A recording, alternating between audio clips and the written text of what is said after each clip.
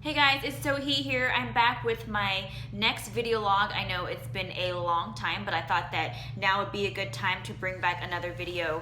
I had one of my friends just the other week email me asking for some help with assessing her current fitness regimen, and so we emailed back and forth a little bit, and then I jumped on the phone with her earlier this week, had a good half-hour chat with her about what she should be doing differently. And when I got off the phone, I realized that her frustrations with her program are probably pretty common, so I thought I would share her scenario with you guys. Maybe you can relate to some of the issues that she's been having. I'm going to leave her anonymous, but she emailed me, I printed it out. I'm going to summarize her email for you so you get the gist of what's going on, and then at the end of the email she goes over her proposed solutions. So she does a little bit of self-assessment, and then after that I'll go over my thoughts on what she should be doing differently from a coach's standpoint. Okay, so she says, "Hi Sohee, want to reach out to you to see if I can get your insights on my frustrating situation regarding weight loss. When I last saw you, which was in late March, so it's now been just over 2 months. It's been over 2 months since I saw her. Since I last saw you 2 months ago, my trainer had me on a booty building program per my request." When I got on the phone with her, she also clarified that it was more of a bulking program where she was trying to build more glute mass, but she was also eating a lot more calories. And during that time, I was pretty happy with my results. My butt grew 3 inches, and I definitely felt a lot stronger from where I started. So when she first started, she was at 116 pounds at 5'6". She's 5'6", 116. And then at the end of her bulk, she got up to 130 pounds. So that program ended at the beginning of April, and since then my trainer has been slowly bringing down my macros. I was at around 1900 total calories, 250 grams of carbs per day at the height of the program. Now she's at 1430, 150 carbs, and adding in cardio. It was a relief to start cutting down the macros because not only had I gained a weight in my butt, but also in other areas, and I definitely wasn't as tight as I once was, which is a given. Just as a side note, typically the faster you put on body weight, the higher the proportion of that will be body fat. So this is why I'm a proponent of slower weight gain, way more gradual. I don't really do the bulking, cutting, extreme weight fluctuations anymore. But I digress. So I start to feel super frustrated because I'm not seeing any results of the cutting phase. Nothing is happening. Sometimes I feel like the gym isn't even enjoyable for me anymore because I'm so focused on getting this number on the scale down and achieving a certain body type. I'm not really sure what to do at this point. I keep asking my trainer when the results are going to start showing, and he says it's going to take time for me to lose weight and get my metabolism where I need to be. Interesting. To be honest, this isn't a good enough answer for me, so it seems like he's kind of dodging her questions and avoiding at this point. So she says, "I've thought of some solutions I listed below. Weigh-ins. I'm currently weighing in on the scale, meaning once a week. I'm thinking I could switching it up to once every 2 weeks. Don't need to do that. I'll elaborate more on this later. 2, gym time. Dedicated going to at least 4 times a week, but don't overexert myself to hit 6 times a week if my body isn't feeling up to it." So it sounds like, so right now her trainer has prescribed for her 6 days of lifting and 4 days of cardio on top of that. But she says here that she does not always get to the gym to get in all her sessions. So her workout consistency adherence is not quite up there. Then she goes, macros. I feel like during the week I'm definitely at my best at them, meaning her adherence is good with the 1430 calories per day that she's been prescribed. But the weekends are a bit more challenging, which is very normal.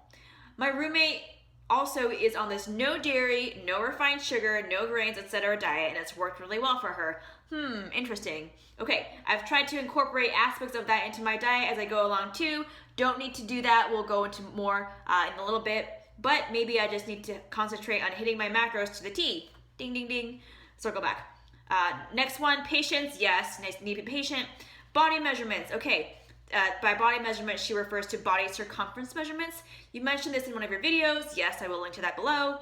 I currently do not take any measurements besides her scale weight. So this is a strategy that I do not recommend. I recommend in general taking progress pictures, scale weight, body circumference measurement, also take an assessment of what you see in the mirror, comments you're getting from friends and family, as well as your overall training consistency, dietary adherence, sleep, and stress. All of that needs to be taken into consideration when gauging your progress. So not just scale weight. Okay, so I really do love going to the gym as it's my me time, and I love seeing my weightlifting progress, but some days I just feel discouraged and definitely don't enjoy it, which in turn leads to a half-ass effort. This is a problem. I just want to see some sort of light at the end of the tunnel and know that all this work is actually going to lead to something I want.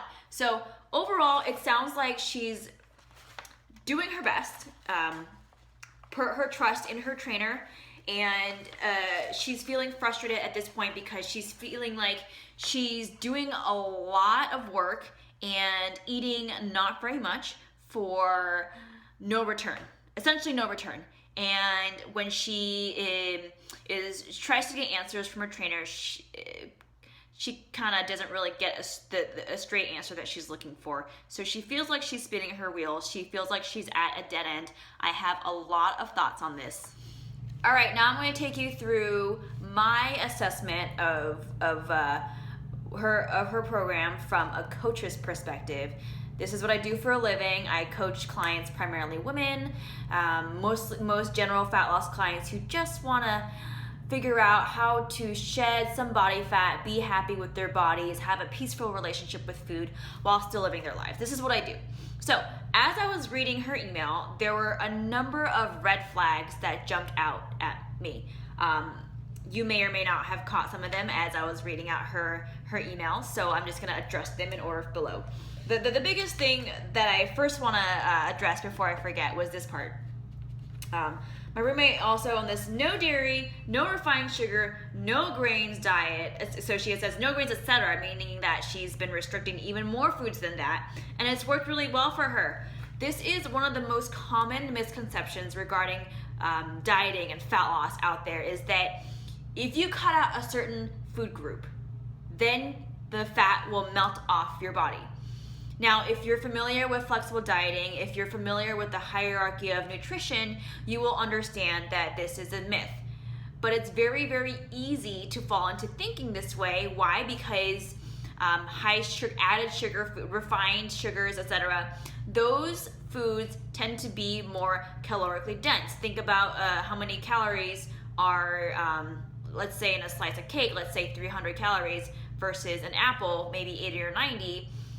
And then in terms of like how full they make you, pretty equal. So junk food in general tends to be more calorically dense. Not only that, they are also more palatable, meaning we like to eat more of it. No one says, I just have this, well, maybe this happens every now and then, but you have way more people, most of the time you're thinking, I'm craving chocolate. You don't say, all I really want right now is just a steaming cup of broccoli. That's it. No one says that, or hardly ever anyway. So anyway, cup of broccoli, 30 calories.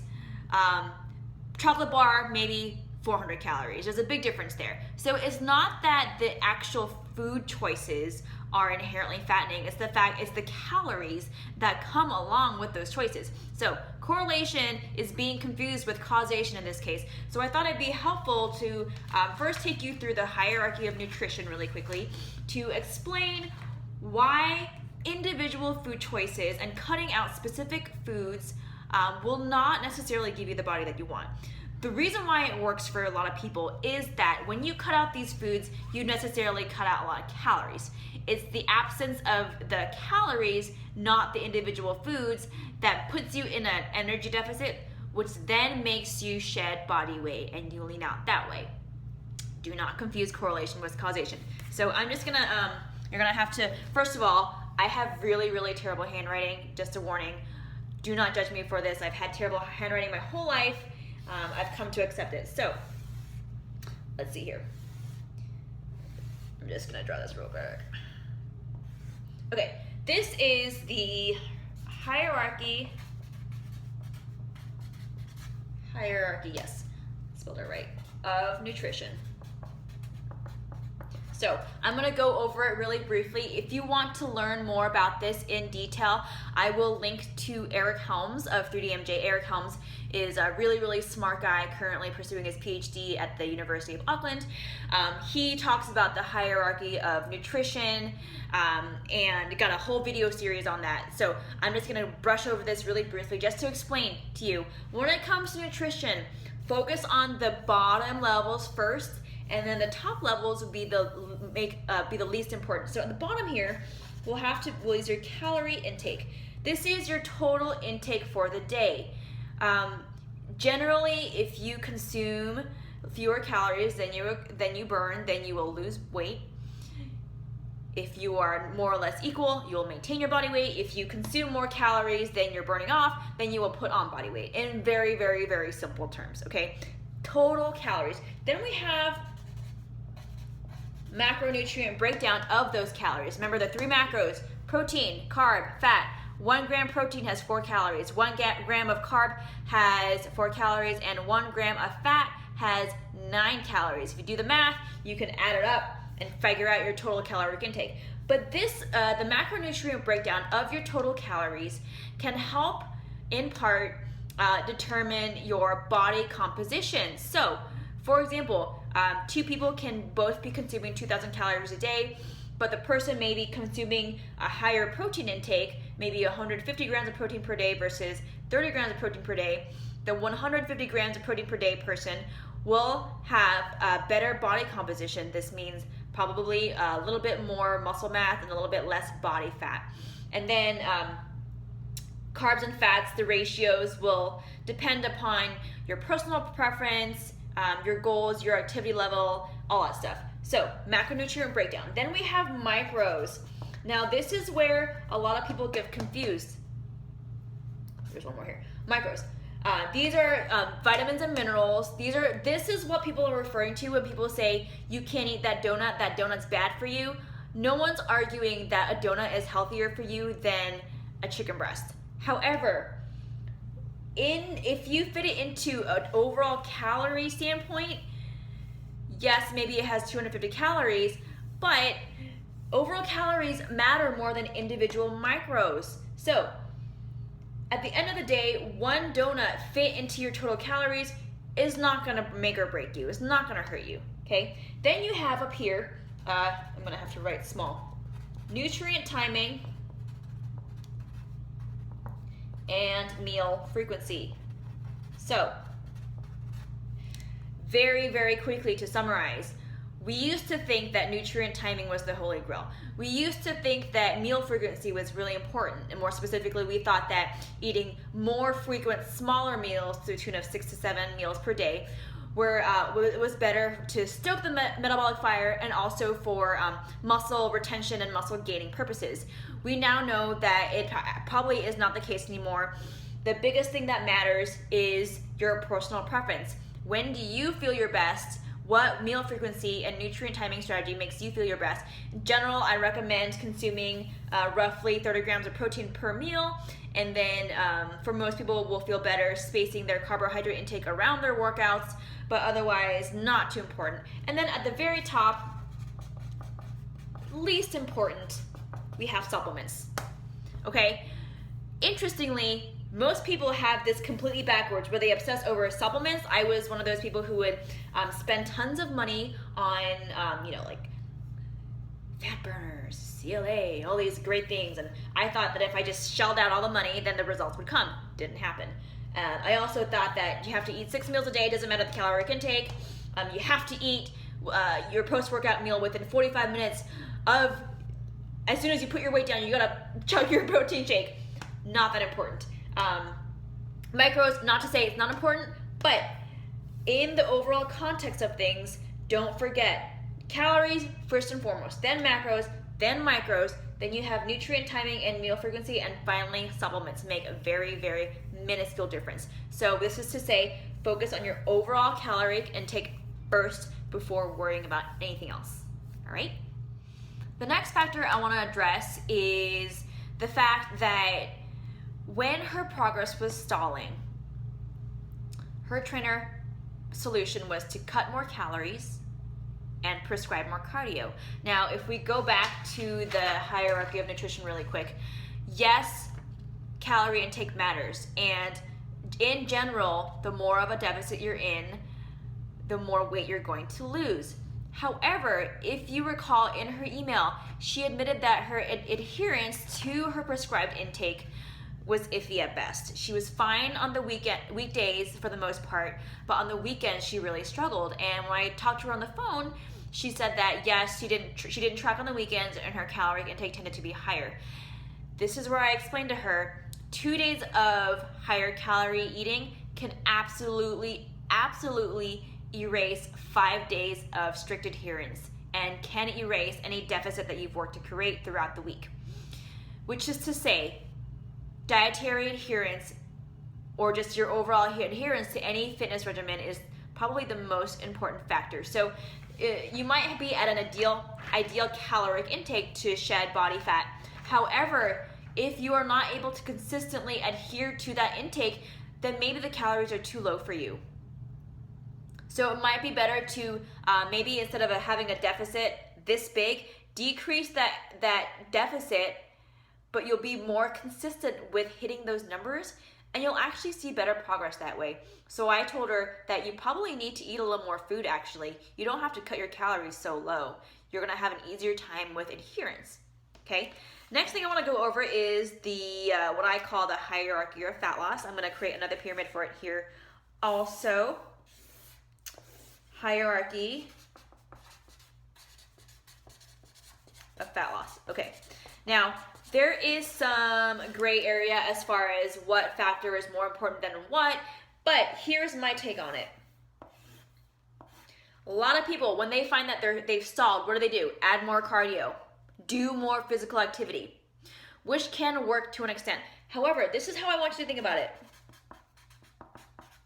First, look at your nutrition. Where is my caloric intake? Am I actually in a deficit? Don't just look at your prescribed macros and your target intake. Look at your actual intake, because a plan on paper doesn't actually mean anything if you're not following it, okay? Nutrition first, then you look at your training.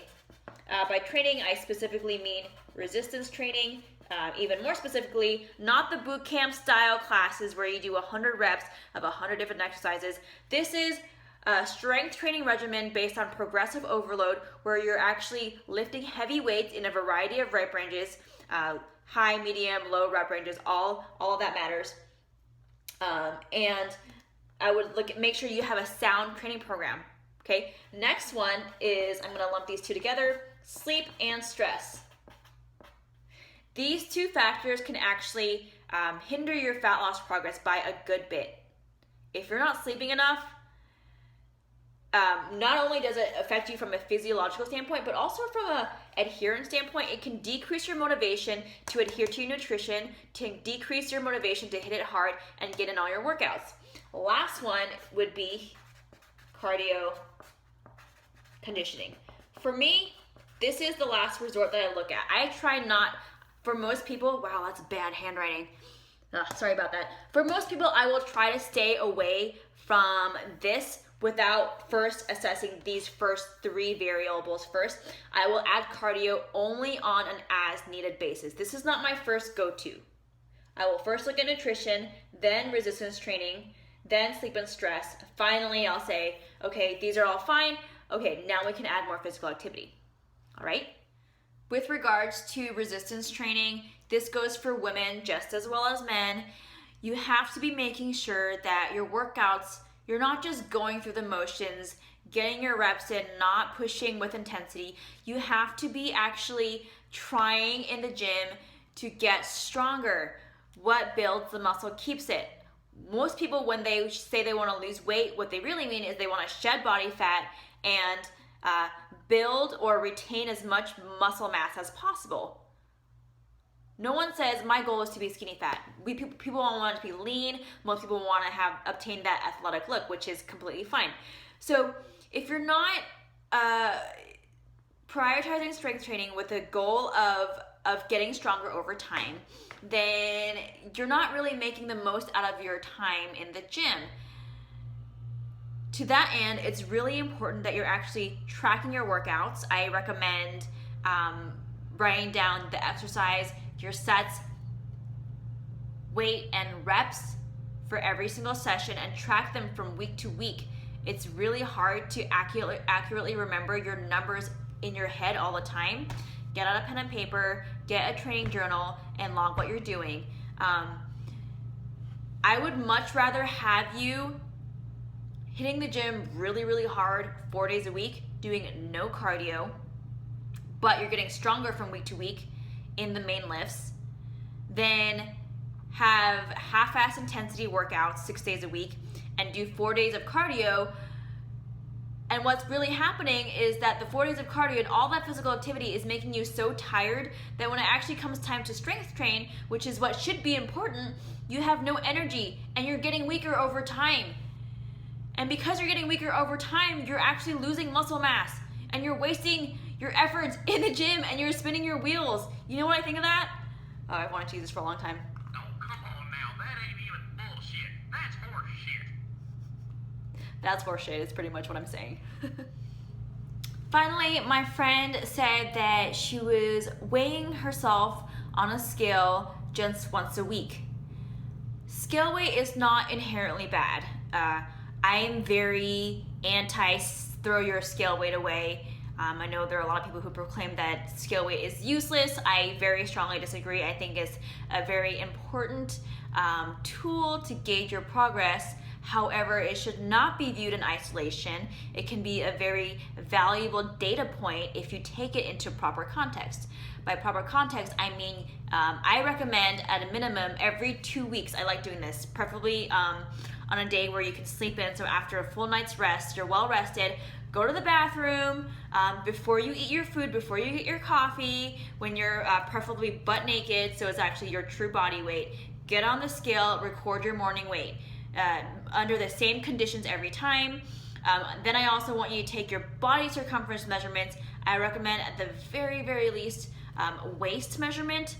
I also have my clients do hips, thighs, chest, and arms measurements, so you can sometimes you're leaning out, but body weight may not drop, but you might lose an inch off your waist. That means you've made fat loss progress.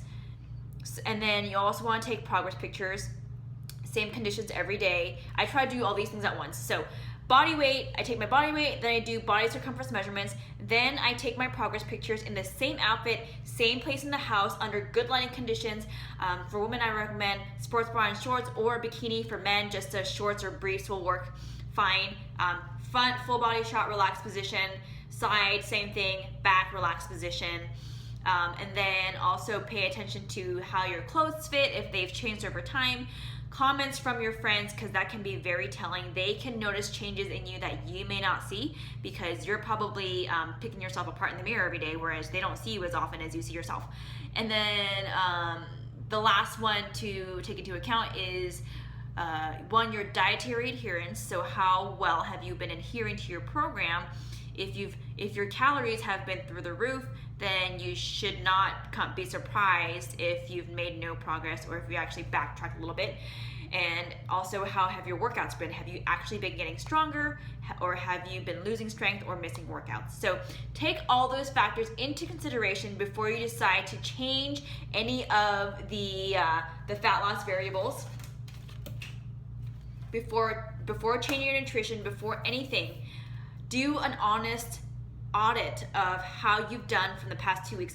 I think doing that every 2 weeks is a good length of time. It's enough time to let the program do its job while also not driving you crazy. So for my friend here, she's been doing, she's not been eating enough. Well, during the week she's not eating enough. On the weekend she's eating too much. She's been doing too much in the gym, probably not getting stronger, doing too much cardio, and has not been taking her measurements properly. So things I would do to change your program: I would have her on a 3 to 4 day split, full body only. I would prioritize, because she said that she wants to emphasize her glutes. I would have her probably all 4 days would probably start with glute focused movements like hip thrust variations, glute bridge, dumbbell back extension with a glute emphasis. I'm trying to think of good glute, even like higher rep squats, lunge variation, Bulgarian split squats, I love, high step ups, deficit reverse lunges. These are some of my favorite movements for the lower body. These are, I would center her program around these movements so that she can keep sculpting the glutes as she sheds body fat. I would also have her tracking her workouts to make sure she's actually getting stronger from week to week and stay on top of that as her coach if she were to be my client. And I would increase her food intake so her adherence can increase, so that she's actually in a deficit consistently instead of being in a deficit and then erasing that on the weekends. And also have her taking proper body circumference measurements, all those things. So, and I would also actually nix all the cardio she's been doing so that she can prioritize her strength for the time being, and then later on I can add cardio later on as a last resort, but only as needed, not as my first gut reaction. Okay, so that's how I would train your program. This is a common problem that I see a lot of women running into, especially those who come to me for one-time macro calculations. They come to me for help, they tell me about their workouts, and I always recommend, almost always, you're doing too much cardio, you're not pushing yourself enough with your weights. You gotta flip that around. Think about the hierarchy of fat loss, all right? I hope that helps.